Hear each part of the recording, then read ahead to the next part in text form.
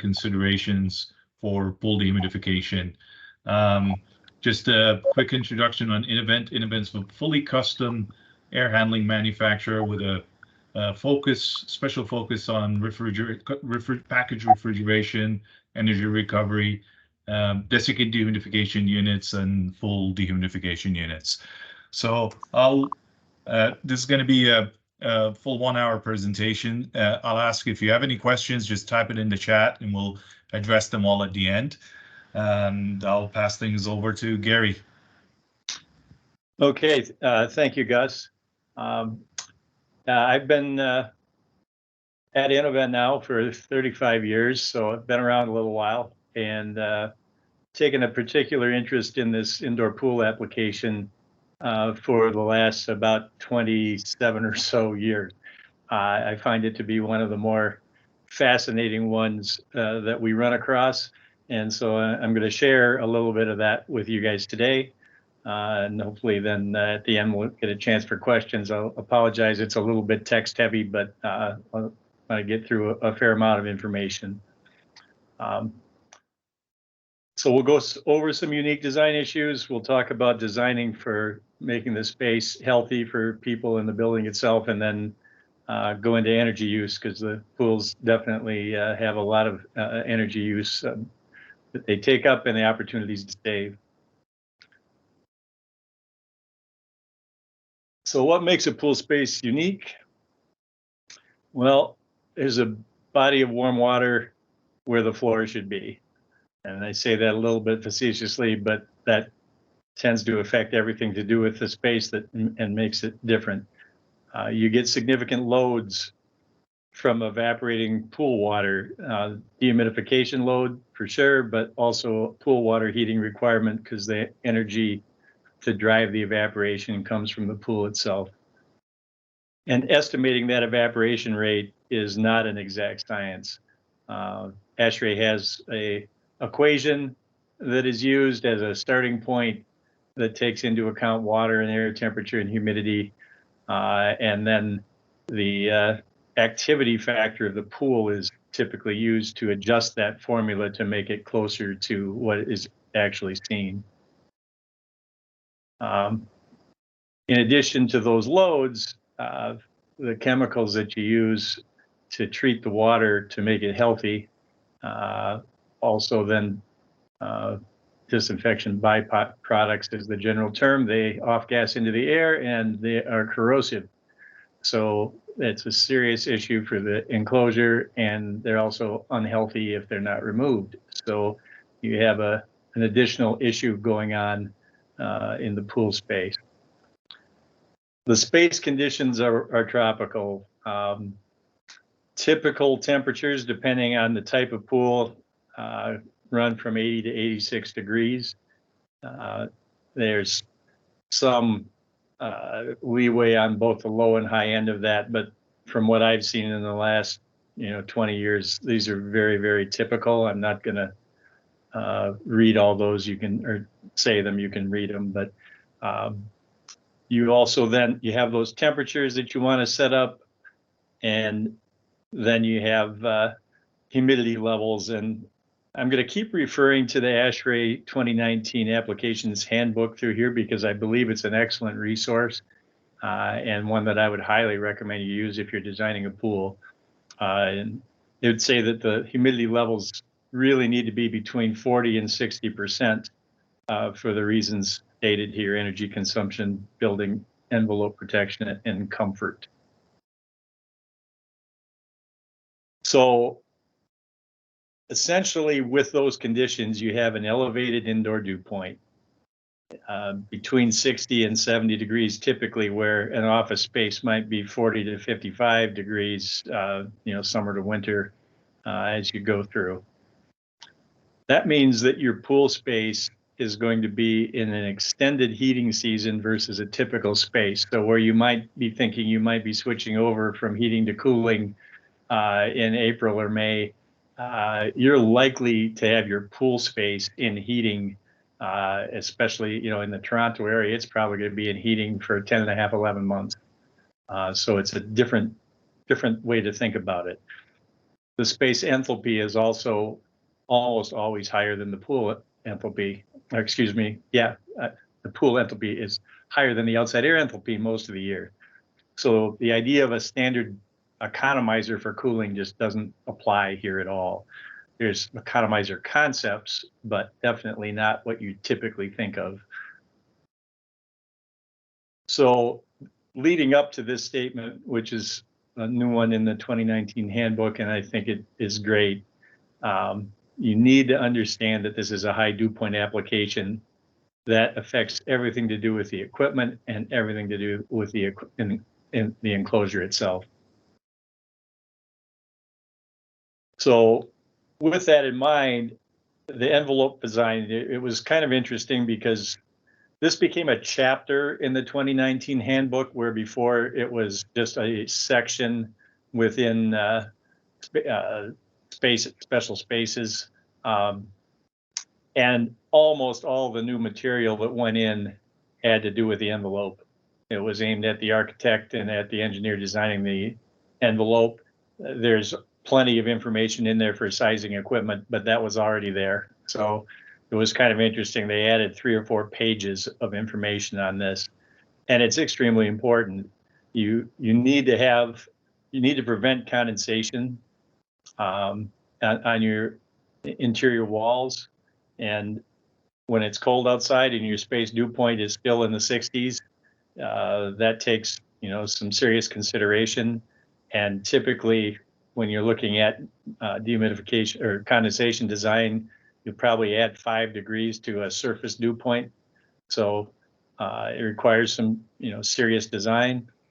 You definitely need to have a intact and effective vapor retarder to make sure that the moisture from the pool does not migrate through your walls and to the outside, because it will condense inside the walls, it will ruin the walls, it ruins exterior fascia.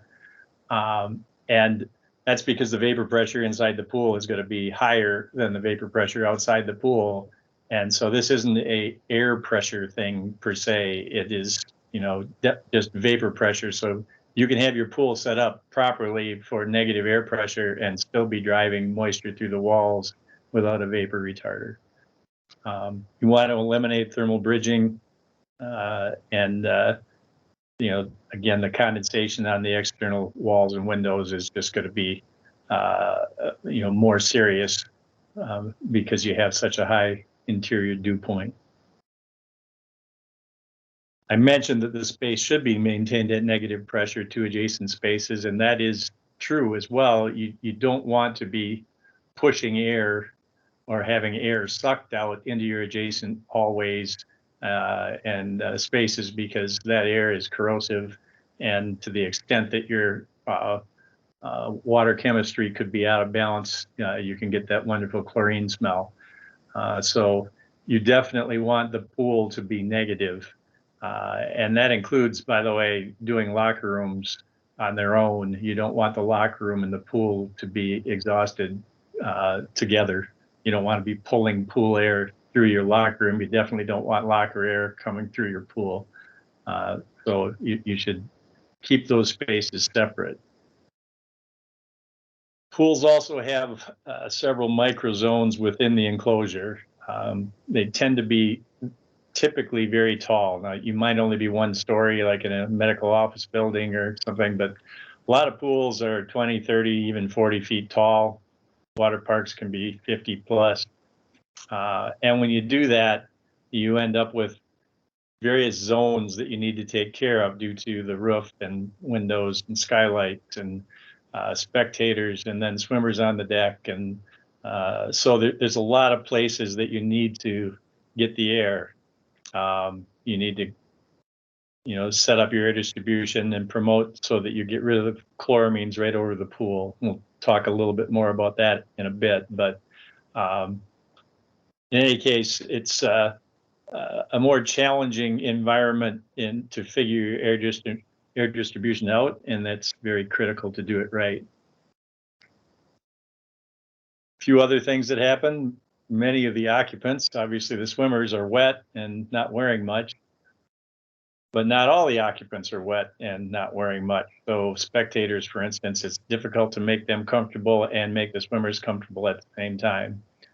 I talked about the high ceilings, and architects also like to create really beautiful buildings with a lot of glass and skylights, and those create a lot of problems, both sensible load-wise and then condensation-wise.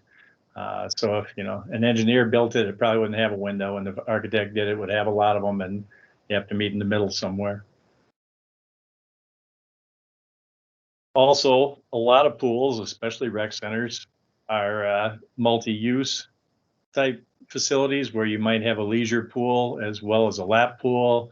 You might even have a warm water pool for aerobics. So a lot of times the water temperatures in those spaces are going to be different ideally. And the water temperature relative to the air temperature has a big effect on the energy use that we'll talk about a little later in the presentation. And as you might guess, operators often come up with very creative ways to try to meet multi-use comfort and energy costs. Steve and I were looking at one down in Baltimore recently where the owner had a swim team come in at like 5 a.m., maybe 6 a.m. And they invariably opened the doors to outside because chloramines had built up overnight, and because the coaches and people were kind of hot, and so they opened the doors, which, okay, that brought in some ventilation air, and their system had been designed 30 years ago, and it was inadequate ventilation to start with. But they also wanted to make people comfortable, and then they would close them later, and then the system couldn't catch up. And anyway, that's something you see a lot if you don't get things designed well, and if the owner doesn't understand what and why it was done the way it was done. And then finally, corrosion. I mentioned the disinfection byproducts, but both the high humidity, potential condensation, and then the corrosive air from the pool sanitation create a lot of potential for corrosion. Galvanized steel and painted steel will be fine as long as there are no scratches. It was done perfectly, and I've never seen that.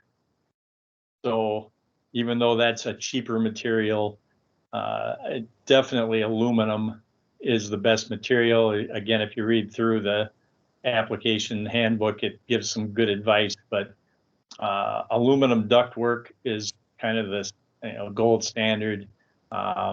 Fabric duct is also fine, but if you do galvanized, you're likely to replace it pretty quickly.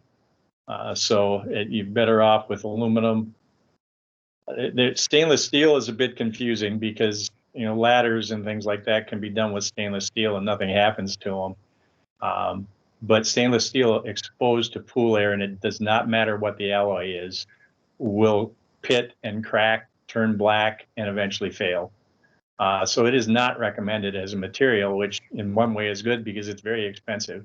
But don't make your ductwork out of that. Don't grills. I saw a return grill at a pool that within 6 months of operation was absolutely black and starting to fail with that type of corrosion, and everything else in the space was fine. So, don't make that mistake, I guess. And then standard heating and cooling coils are definitely vulnerable to corrosion at the interface between the aluminum fin and the copper tube, and they need to be coated. But if you coat them with an electrofin coating or something similar, they hold up quite well. So let's talk about designing for a healthy space, because obviously very important for the owners. Equal importance on the air side. Designing effective air distribution and providing enough fresh air and exhaust air for chloramine removal are two very key points. I mentioned on the bottom that this presentation does not cover water treatment, which is also very, very important to your pool. And what I have seen is the majority of pools are done with chlorine, whether that's a saline pool or whether it's directly dosed with chlorine. But if you don't have a secondary disinfection feature like ozone or like UV, you're likely to have problems. Pretty much the pools that I have seen that don't do well don't have any of those. So I know, sometimes people like to save money, but on the water side, that's, I guess, the only comment I'm going to make is the secondary infection treatment seems to be really important. So if we talk about the air side design, and again, going back to the ASHRAE handbook, air movement is typically talked about as being 4 to 6 air changes, not all outside air, but air movement. And that is often not a code. And, 4 to 6 is kind of a wide band. And for spectators, they even say 6 to 8 air changes, with the idea that, well, if you got spectators in an uncomfortable space, you can at least have some air moving over them. That's really the thought behind that. Lower numbers are going to be lower first costs, lower operating costs. Higher numbers, the reverse of that. Where this comes from is just industry experience of engineers and manufacturers, and you can end up where you do. But if you chose to try to go to 4 air changes, you better really do a great job on your air distribution and have pretty much total control over everything, because it becomes very challenging to do that air distribution with less. That air distribution needs to wipe those walls, exterior walls in particular, to prevent condensation. You need to get supply air down to the deck and to the spectators. You want to induce some movement across the pool surface itself to wipe chloramines. And that was absolutely considered to be verboten back in the 90s, but then they figured out that chloramines were making people sick and weren't getting out of there. And so that changed, and you need to be able to move the chloramine layer away from the pool, and it sits there. You need return both high and low. I've seen some designs recently where they try to do just low return because you want to get those chloramines away. But from what I have seen, that does not work, and that does not meet with ASHRAE's guidelines of creating good mixing, because in a tall space like we're talking about, you can stratify temperature, you can stratify humidity, you can even stratify those chloramines, you can stratify pressure. You don't want that. So you want to be able to return both low and high. You can make some use of HVLS fans in some cases. Water parks do that a lot when they're 50 feet tall to try to drive the heat back down. They can be challenging code-wise because you have to be able to service them. And so I've seen some projects where they get nixed because they're wanted to be mounting them out over the pool and you can't get to them. But they can help with some air movement. And then there's source capture systems down at the pool level to pull chloramines, directly over the surface that might be helpful in some installations. So, there are options on the air distribution. I've been talking about chloramines, and because they're definitely chlorine is by far the most used disinfectant in pools. It does a really good job of doing what it's supposed to do when it's dosed right. It takes care of those wastes, but then they do migrate into the air, and they will stay over the air. It's a interesting chemical process where they move by pressure, really, in concentration, but they will sit over the pool if they're not removed. They're slightly heavier than the typical air molecules, and they will blanket the pool right where people breathe. So if you don't get them out of there, Swimmers are going to get sick as they turn their heads and breathe that stuff in. Those red eyes that you see in the pool, that's what that comes from. You can get the swimmer's cough. And then again, as they condense, they attack the building structure.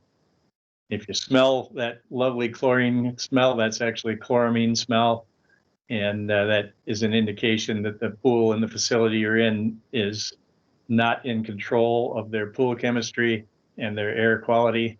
And you probably want to not go in that pool.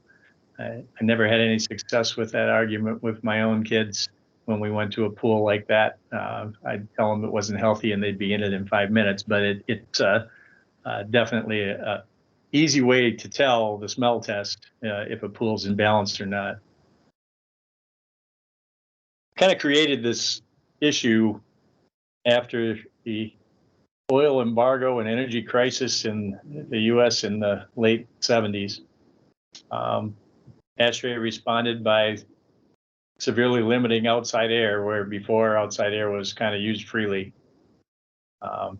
That didn't really work out too well in most spaces, and we had to adjust at the end of the 80s and into the 90s to increase outside air levels. But in pools, it was probably even worse because of that corrosion. So, you had the problems I've been talking about, and pretty much not successful spaces. When you think about it, recirculating a lot of air is really not conducive to a healthy environment. If you're sitting on that airplane on the tarmac for a while and breathing that air, that never feels very good. Then you add a contaminant like a chloramine into that mix, you get an idea what happens to a pool if you're using too much recirculated air. So the handbook says you must provide adequate dilution of the contaminants generated by the pool water and maintain acceptable ventilation for occupancy. And if you look in ASHRAE 62.1, the table, the number that has been arrived at over years is 0.48 CFM per square foot of pool and deck, and then the spectator spaces or areas are considered to be a different occupancy category at 7.5. And if you apply that to a sort of normal-ish height pool with a normal-ish type proportion of pool to deck, you end up somewhere 10 to 25% outside air, with a 25% being 15-foot high spaces. ASHRAE follows that right away by saying that may prove inadequate for high occupancy public pools. And it's really clear it has been throughout my career that it often does not provide a good environment. So kind of wonder why, if that's what we're putting out there, doesn't it really work that well? Well, a few more things about that. There's no people component to that particular occupancy class. So demand control ventilation really does not apply to swimming pools. You can use that concept in a spectator space within the pool, but not the pool itself. This is also the amount that is required to be delivered to the breathing zone, 3 inches to 6 feet above the deck. It does not vary whether you were doing a therapy pool or a water park. 1-story space to a 50-foot high space. Using that ASHRAE formula, you would end up with the same number. And that makes absolutely no sense. And everybody recognizes it, which is why ASHRAE puts that little disclaimer about it may prove inadequate. So if you think about it, there are often significant air distribution requirements above the breathing zone. And so that basically says the system requires more than that minimum outside air to the breathing zone if you want to get the outside air to where it needs to go in the correct quantities. There's a couple concepts in ASHRAE 62 that don't necessarily directly apply to a pool. I guess zone distribution effectiveness, you say, could apply to any space, but system ventilation efficiency is intended to be one unit serving multiple zones. Both of those take into account location of return supply and then the percentage of outside air that you might need for a space with multiple zones. That's system ventilation efficiency. If you use those factors, it often increases that minimum outside air from 1 to maybe 1.5 air changes an hour. Again, kind of a round number, but and what Innovent has found over the years, by the way, is that if you design for 1.5 air changes of minimum with good air distribution, you oftentimes don't have an air quality problem. So you could argue there that ASHRAE 62, if you apply those factors, actually gets you much closer than where you need to go. Now, if you have a significant number of water features that are spraying, that amount of transfer of the disinfection byproducts that happens with that isn't really covered under some of this ASHRAE stuff. So you might, with a high activity factor and water features, you may need even more outside air at minimum. When we talk about fresh air and health, 100% fresh air would clearly be the best. Why don't we do that? Well, that's what they did in the 70s a lot. Ventilation costs are extremely high, even if you use an air-to-air heat exchanger. It drives the humidity down to around 20% in the winter. That's very cold for swimmer comfort. When we talk about humidity in swimmers, if a swimmer gets out of a warm pool into a low RH environment, the water evaporates off them very quickly and they freeze. So it's very uncomfortable. And as you drive the RH down farther, that happens faster. That also greatly increases pool water heating costs. And I've got some graphs that I can show you a little bit on energy to talk about that.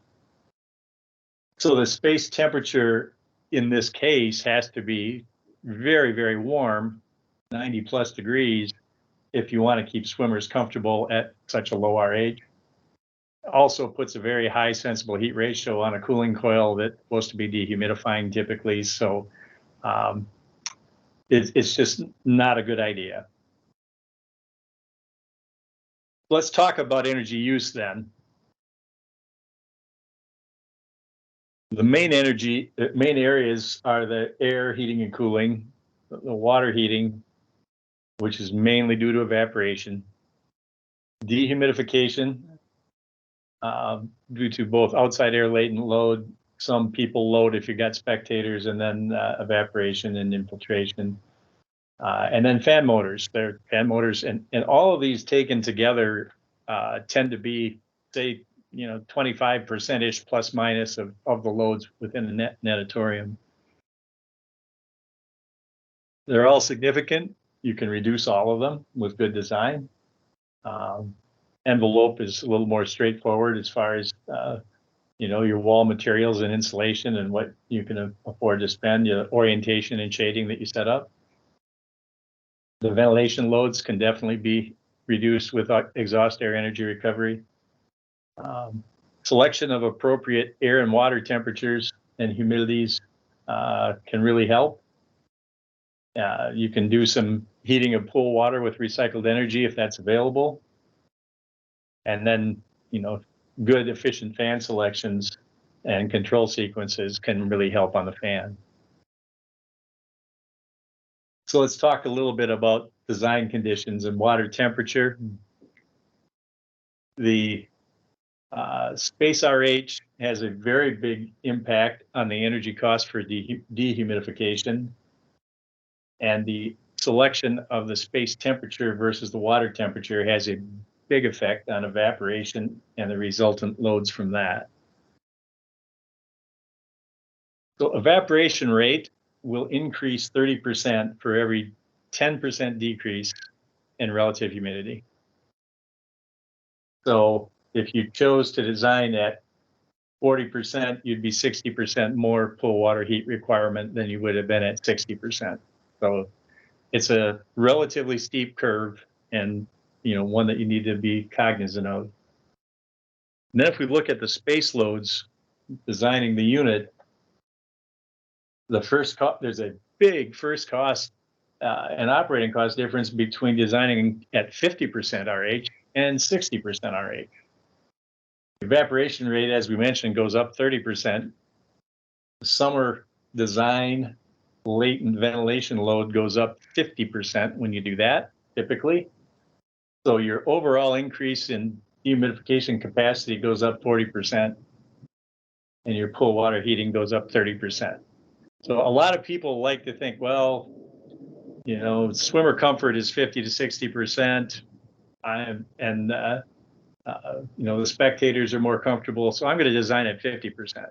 And I would tell you that's a huge mistake unless you have an unlimited budget and the owner has unlimited operating costs. You can easily drift up above 60% without getting yourself into trouble in the summertime. And so it's a nice point to design to. So you should control your space and design it to 60% RH when possible. A lot of times you'll see people say, well, I'm doing 50 to 60%. Well, okay, but that's not a set point. That's a range of conditions that are considered to be comfortable. Oftentimes you'll see people say, well, I'm going to drive the RH to 50% at night.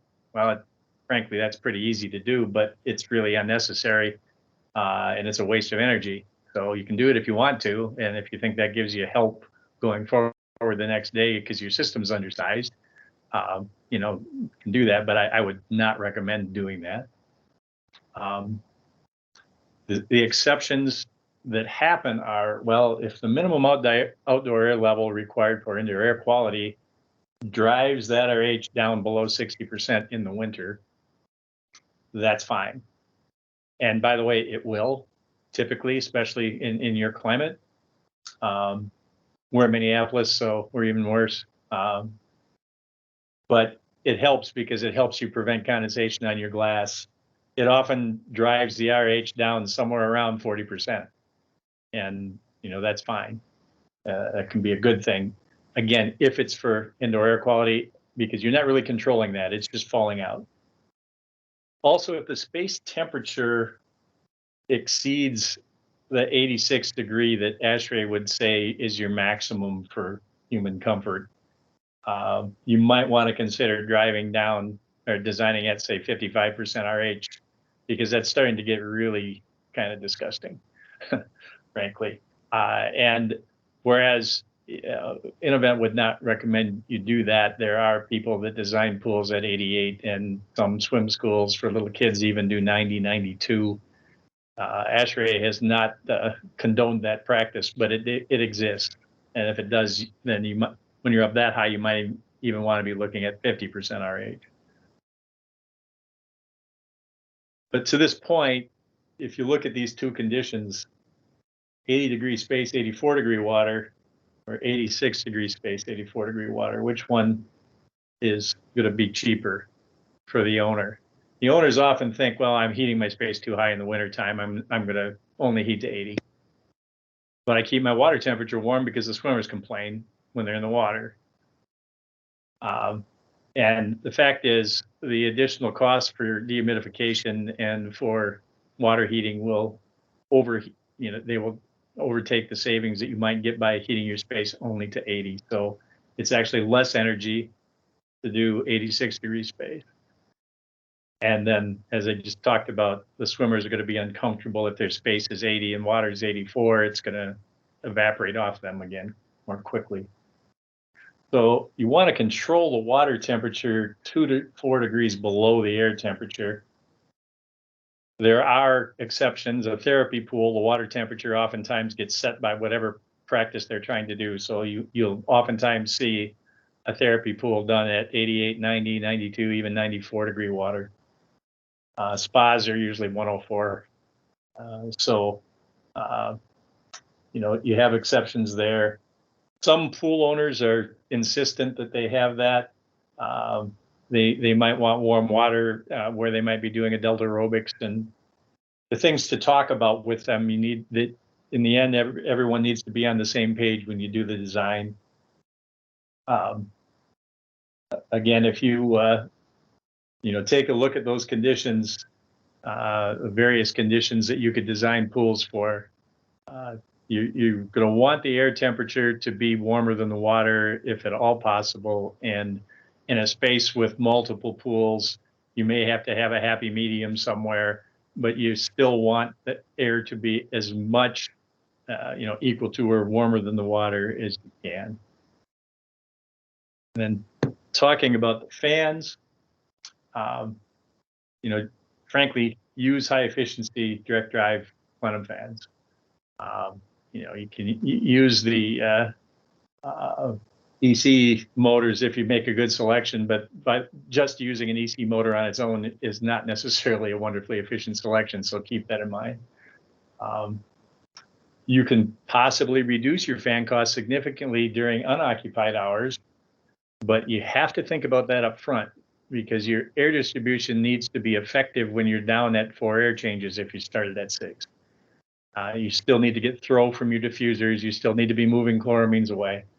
But it is a significant savings due to the cubic nature with horsepower and airflow. And you can use some HVLS fans for some of your air movement, again, as we talked about, but very judiciously, because you don't want to feel that down to the swimmers.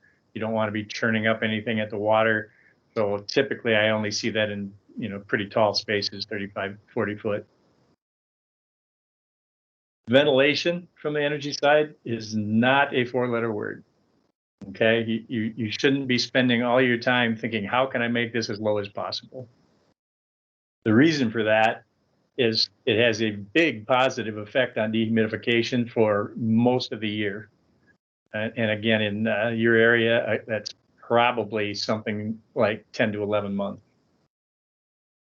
There will be a negative effect when you're at evaporation design conditions in the summertime, and it can add to the air heating and cooling load, or it does, obviously. And if you have too much ventilation, as we talked about in winter, you drive the RH down too far, you can increase your pool water heat.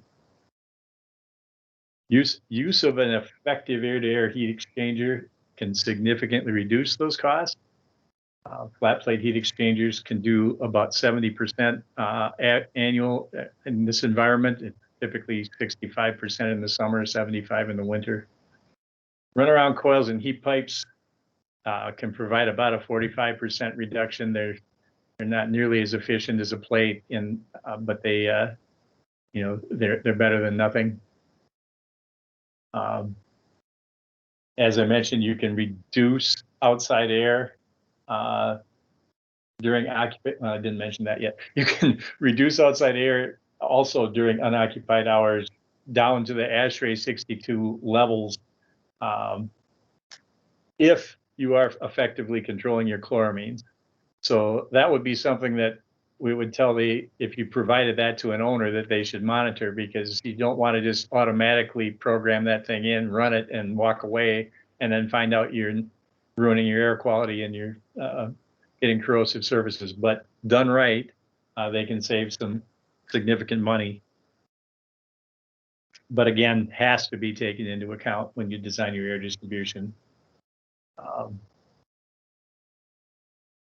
Yeah, and it will help with space RH a little bit and save with evaporation, because it helps keep the RH up if you reduce that outside air.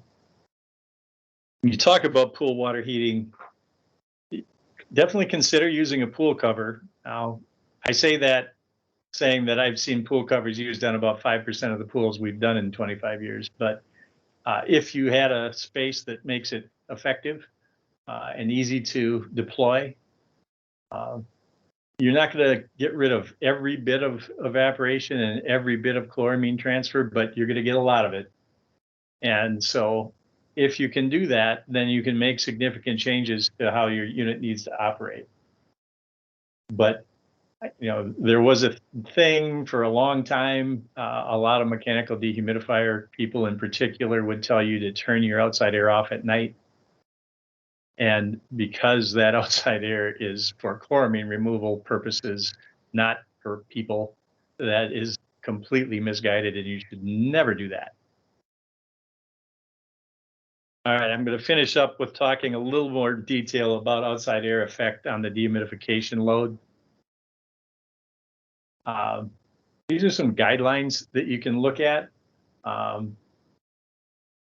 a 0.4 degree design dew point at 60 degrees, you can do all the dehumidification in a pool with three air changes or less of outside air. Between 60 and 65, maybe a hair taller, which is seen a lot out in the Pacific Northwest, you can probably do all the dehumidification with 3 to 6 outside air changes of outside air and not have to provide mechanical dehumidification.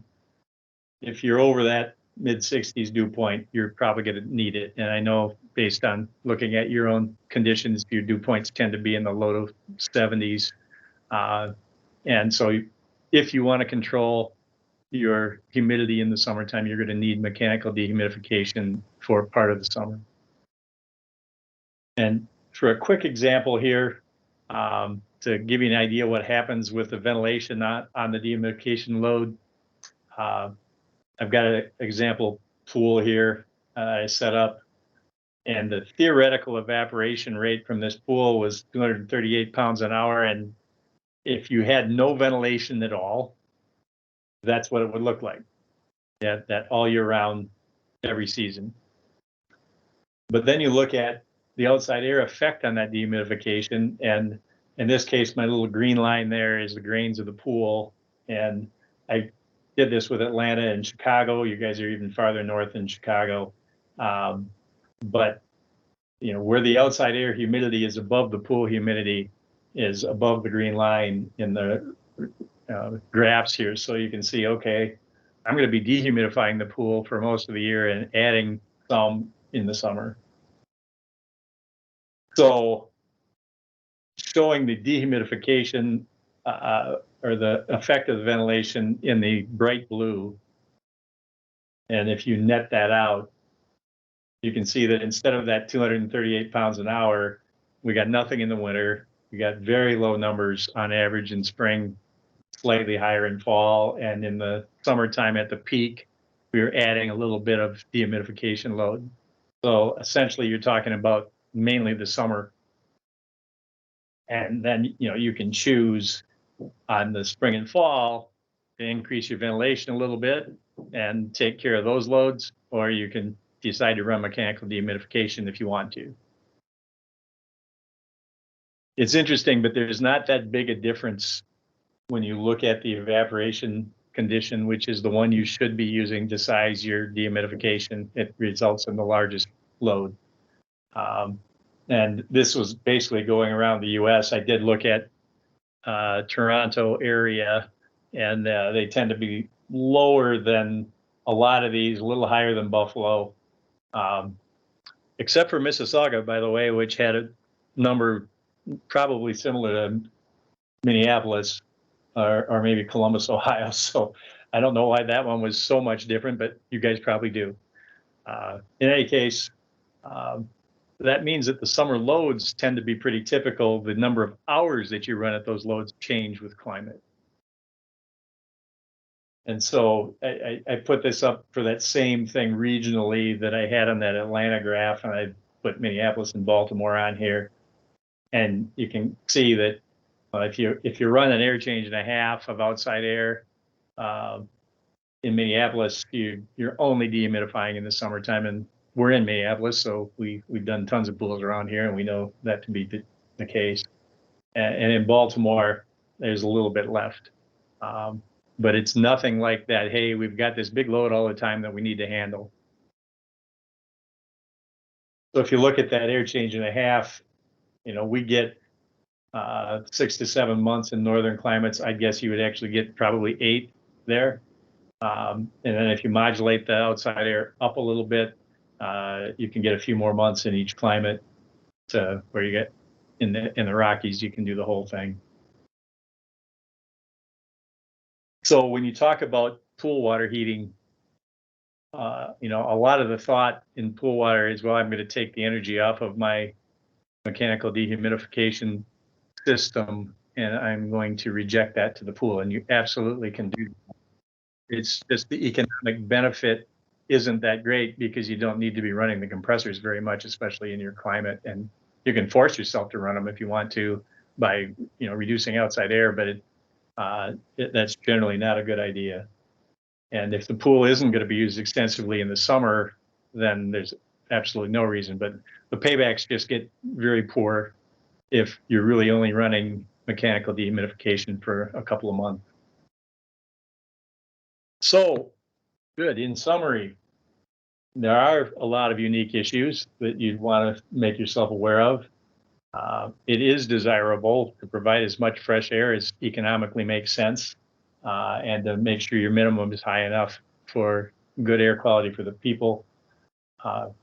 There are some things that you can do to reduce energy usage for your owners, and fresh air can definitely provide a lot of natural dehumidification within most climates, and so definitely should be looked on favorably and not negatively.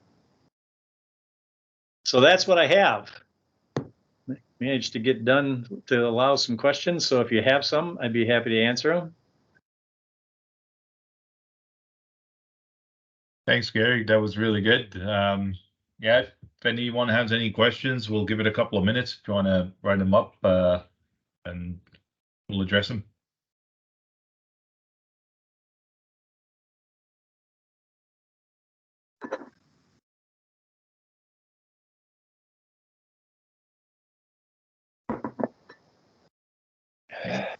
No questions yet. Okay. We can always, if anyone comes up with anything, please reach out to your local Odell rep. We can definitely help with any questions that do come up and any designs on the go. So we'll be happy to help with that.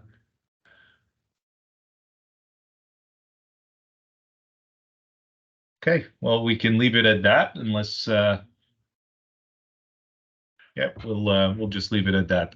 Thanks again, Gary. Thank you for putting this together, and thank you everyone for joining today. It was hopefully that benefited you, and we'll stay in touch. Thank you. Yeah, thanks, Gus. Thanks for the opportunity, people. I appreciate it. Perfect.